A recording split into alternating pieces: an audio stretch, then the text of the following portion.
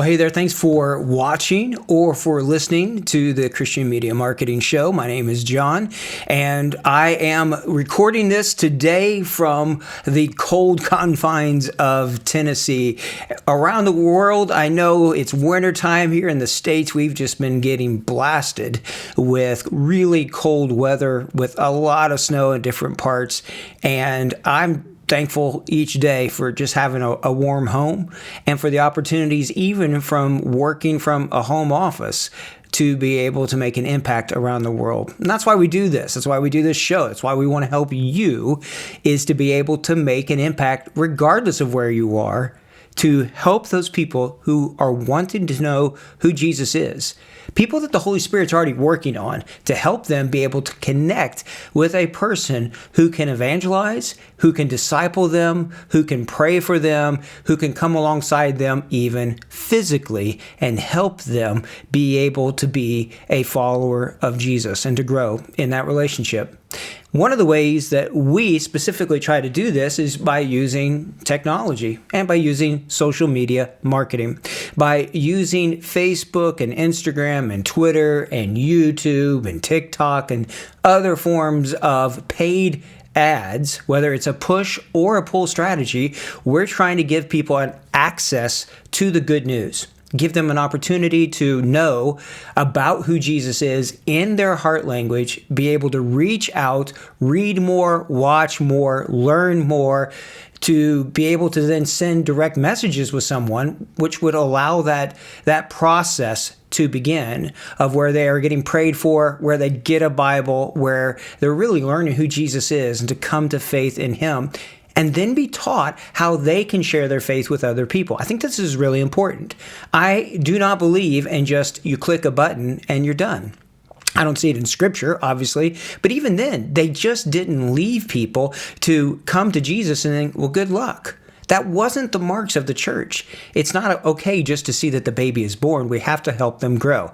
In fact, in many ways, I call this many times spiritual abortion. We're allowing the babies to be born. We're just not really discipling and helping them.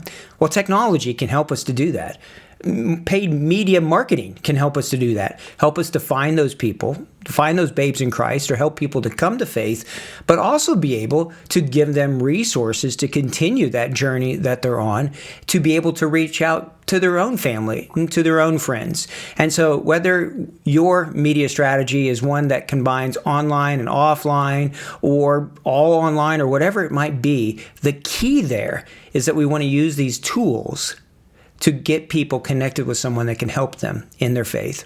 Now, when it comes to paid media marketing, specifically on Facebook and Instagram, the way you go about it is you have to choose an objective. You have to say to the algorithm that's doing the machine learning there, hey, this is what I want you to do. And you can only pick one.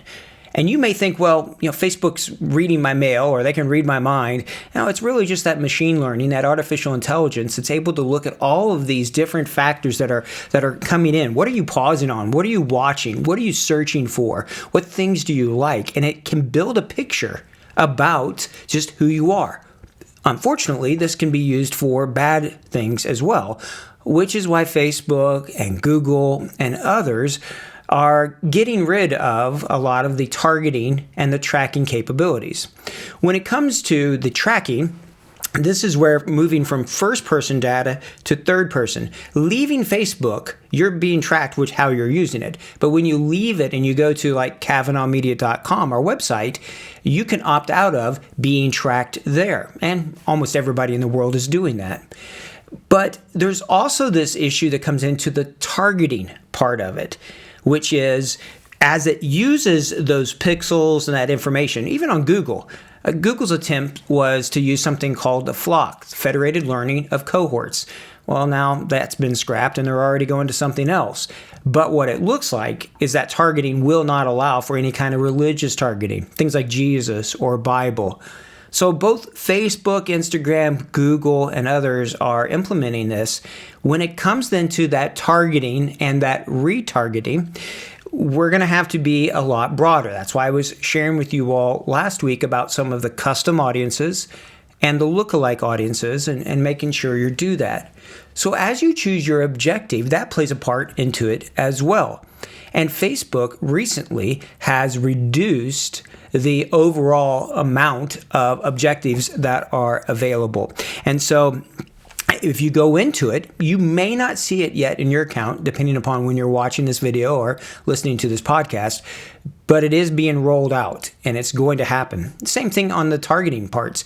If you're trying to create a new audience or a new ad campaign, you may see that words like Jesus and Bible are already reduced. If not, by March 19th, if your ads have those in them, they're going to be paused.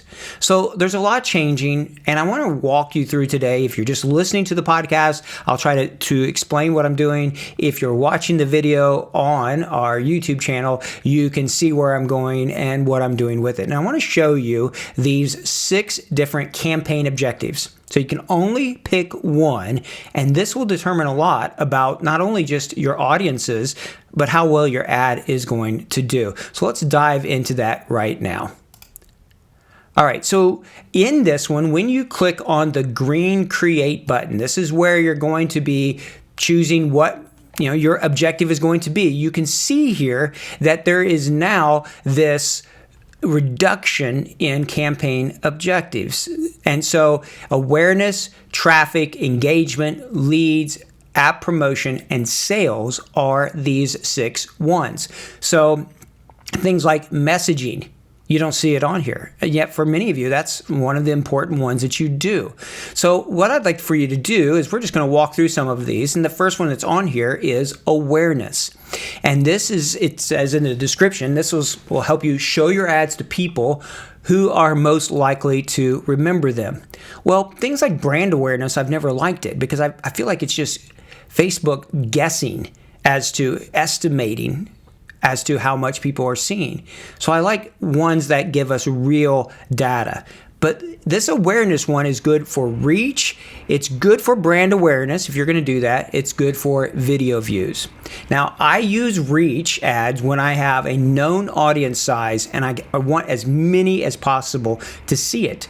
Because if you pick video views, then only those who are most likely to watch a video will see it. So the algorithm prioritizes who sees what. That's why you can have an audience of 100,000 people, but your reach might only be 60,000 because it depends on what your objective is. But when you use reach, well, then you're trying to get it out there in front of as many people as possible. And there's ways to set that up then so that they only see it maybe once a day or once every 3 days, and you can adjust that. So when you're in awareness here, this is going to show you things like reach, brand awareness, all of those. And when you're going into it, for you're doing this, the reach one is going to be the default. Okay, so reach is going to be the default one there, but there's also impressions, there is also ad recall lift, through plays, 2-second continuous video views. So I would encourage you, through plays or reach is probably going to be the ones you want to use here. Through play is when your ad is shown to get the most completed video plays. Facebook will say, if the video is 15 seconds or shorter, they're just trying to get to the whole video. If it's longer than that, they're going to optimize it for people who will watch at least 15 seconds. This is good. So through plays are important. That is why longer videos are better. If the ads that you're running are a bunch of 6-second videos, you're not learning through that process. You're not really leveraging the power of percentages of watched with your custom audiences. So both in awareness is going to be the reach and being able for video views. This is also true then when you're going through it that other things have been combined as well. Let's look at the next one here. When you click on traffic, then it's going to say this is good for things like link clicks and landing page views. Now, honestly, I like using link clicks because if the pixel is being blocked, it's very possible that the algorithm won't register the landing page view. At least it's not going to show that on our end. It's being blocked.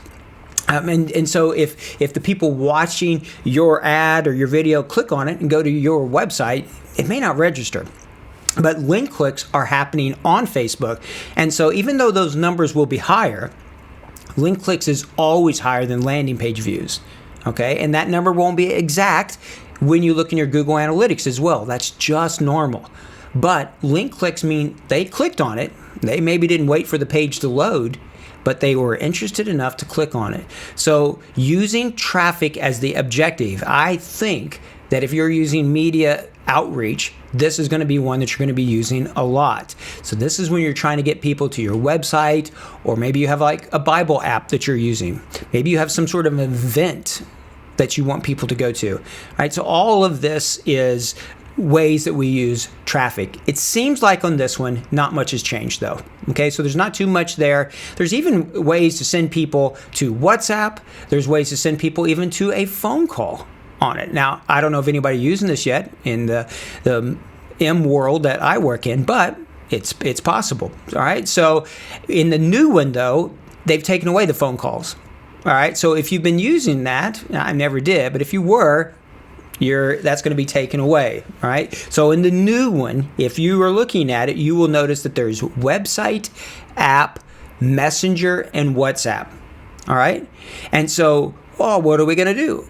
If you're using phone calls, did you just lose that capabilities? Well, no, it's there. It's actually under the one that's called leads that we'll see here in just a moment. All right. So with the website, then you're going to optimize for in traffic. If websites where you're sending people, you want to optimize it for link clicks, daily unique reach. This is how many people and how many times, impressions. There's lots of things to it. All right. So each one of those different sub-objectives have different options to go with them.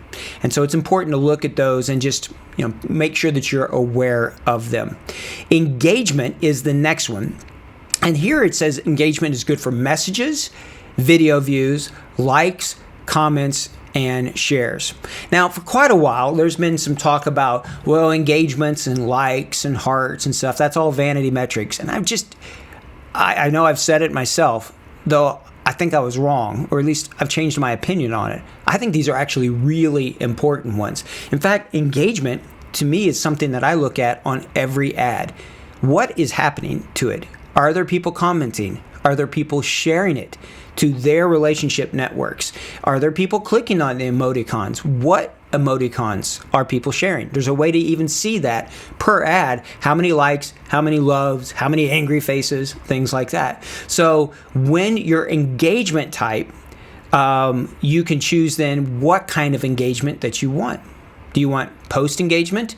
Do you want page likes? This is where that's gone. If you're trying to promote your page when you're first getting started, maybe you're trying to trigger the verification process. Well, this is how you would do it.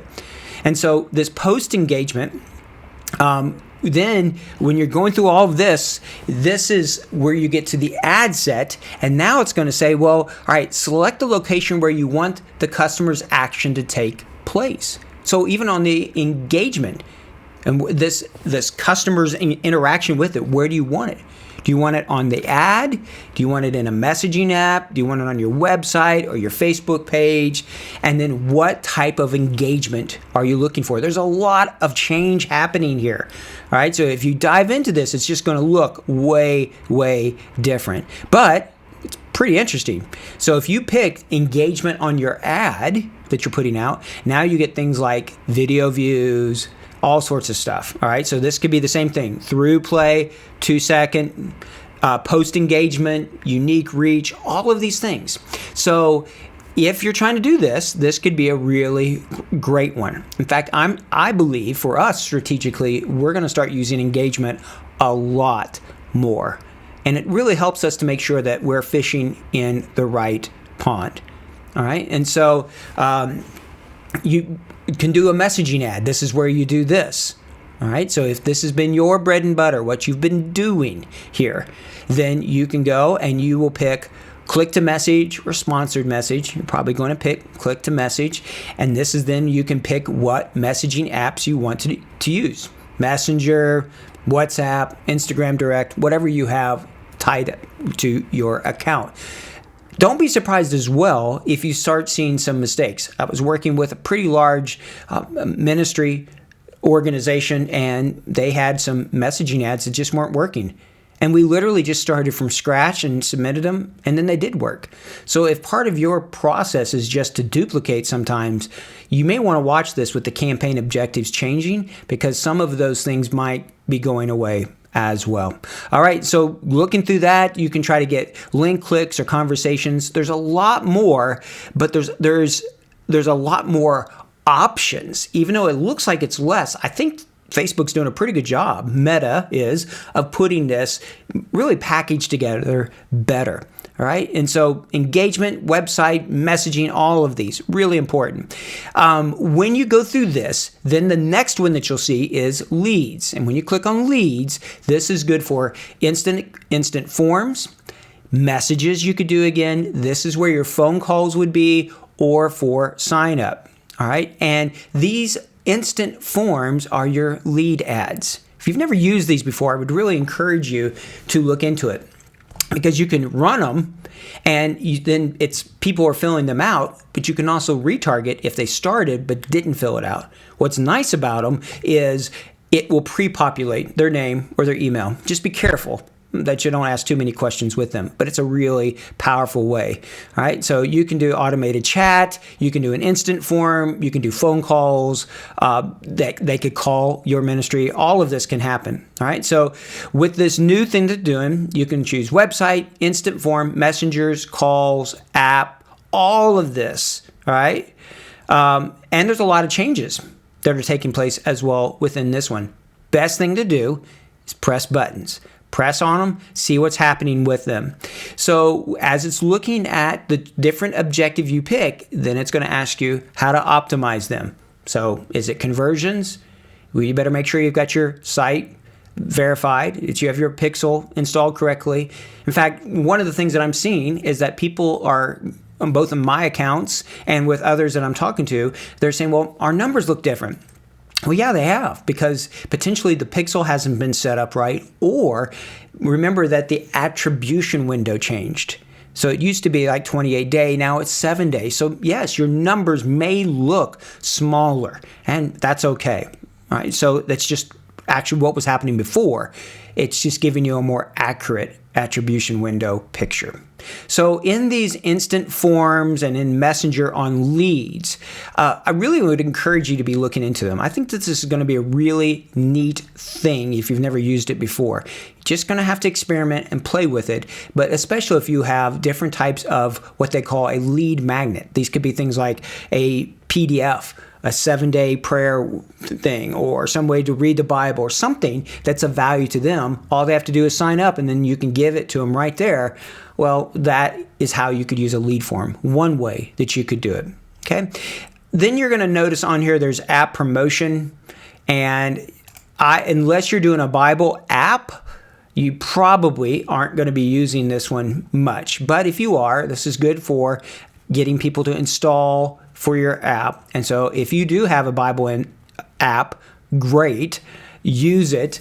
There's been some teams using this on even on TikTok in one country, and they had, I believe it was 26% click-through rate to the app from TikTok of people going to download the Bible app they've created. It was amazing.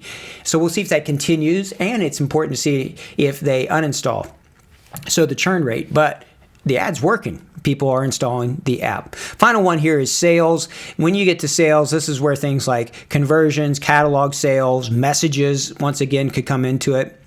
So if you do that sales as far as Messenger, you have to make sure everything else is set up correctly. You still have to choose your optimization. So for messages, let's say it would be conversations, okay, that you're trying to have there. All of these things are good. When you pick on that, then it's going to ask you, okay, do you want website, app, WhatsApp, whatever? So all of these options, you're going to notice that it's going to walk you through those. And there's more than one way to do it. So which one's the right way? Well, I don't know, because it really depends, right? So there's a ton of changes that are taking place right now. And in some ways, they're just simplifying things. In other ways, they are taking things and they're saying, well, this is the right place to put it. So kind of streamlining it to make it make sense there. I don't think anything is really going away, but as any change happens on Facebook, it's always important for us to be figuring out, okay, what's working and what's not working. And then it's really important to do more of what's working and continue to experiment. So I hope that you will press some buttons, play around, see these different options that are there, figure out your strategy, what it is that you want to do, and to figure out just kind of how you want to use this for what you are trying to accomplish in your ministry. When it comes to your objectives, you choose that one and then make a plan and do it more than once. Look at your benchmarks, look at what's working, look at the themes, look at the objectives, the ad spend, everything else. And I think you'll start to see what God is using in your context. And that's the thing. It's always changing. And so I'm going to try to continue to try to put out these video podcasts for you. I would encourage you to click like you see here on the screen. If you're watching, subscribe to the YouTube channel. Give us some good feedback, like positive ones. Okay, there's enough negative trolls that are out there. If you don't like it, just don't watch. Okay, but if you do, hey, maybe let some other people, other ministries know we're dependent upon God to show us the ministries that He's wanting us to use. So as a business's mission, we can partner with them. We do this out of the generosity of others who said, we think this is important and we want to keep doing this and keep providing this training for you, the most up-to-date that we can, so that you can't or don't keep making the same mistakes. All right, let's just make new mistakes. Let's keep pushing forward and we'll learn through that process. So thanks again for listening and or watching. I pray that God blesses you this week. I pray that you have just fruitful ministry as you walk and minister in the Spirit for God, for His Son, for the kingdom, and for all of God's glory. Until next time, take care and God bless.